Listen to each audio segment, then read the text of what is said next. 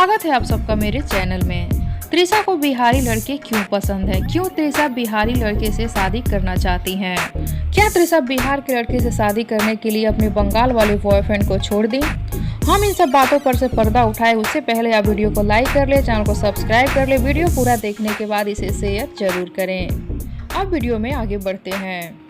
अभी हाल ही में त्रिशा अपने एक इंटरव्यू में कुछ बातें बताई हैं। उन्होंने ये बताया है कि उनको अपनी लाइफ में कैसा लाइफ पार्टनर चाहिए।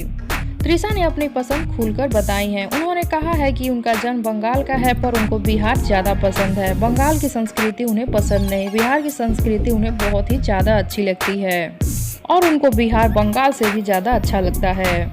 त्रिशा को छठ पूजा, करवा चौथ ये सब बिहार के पर्व बहुत अच्छे लगते हैं। त्रिशा का कहना है कि वो शादी के बाद ये सारे पर्व करेंगी जो बंगाल में नहीं कर पाई हैं। इसीलिए त्रिशा को बिहार के लड़के से शादी करनी है, बंगाल के लड़के से त्रिशा को शादी नहीं करनी है। अब आपको बताते हैं त्रिशा को कैसा लड़का चाहिए शादी के लिए। त्रिशा ने कहा है, लड़का ऐसा चाहिए जो मुझको समझे, मेरे काम को समझे, शादी के बाद भी मुझे काम करने दे, मुझसे बहुत ज़्यादा प्यार करे और मेरा बहुत ही केयर करे। अगर ये सब लड़के में हो तो मुझे पैसे रुपए की लालच नहीं है, मैं कम कमाने वाले लड़के से भी शादी कर लूँगी। त्रिशा ने कहा है कि वो मिडिल क्लास के लड़के से शादी करना चाहती हैं। ये है त्रिशा की चाह और पसंद अपने होने वाले जीवन साथी को लेकर।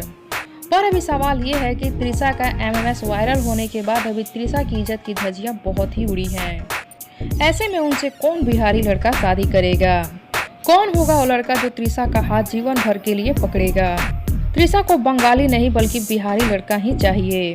त्रिशा जब बंगाल में थी तब उनकी शादी एक बंगाली लड़के से फिक्स हो गई थी, पर त्रिशा ने उस लड़के से शादी नहीं की क्योंकि उनको बिहारी लड़के से ही शादी करनी है।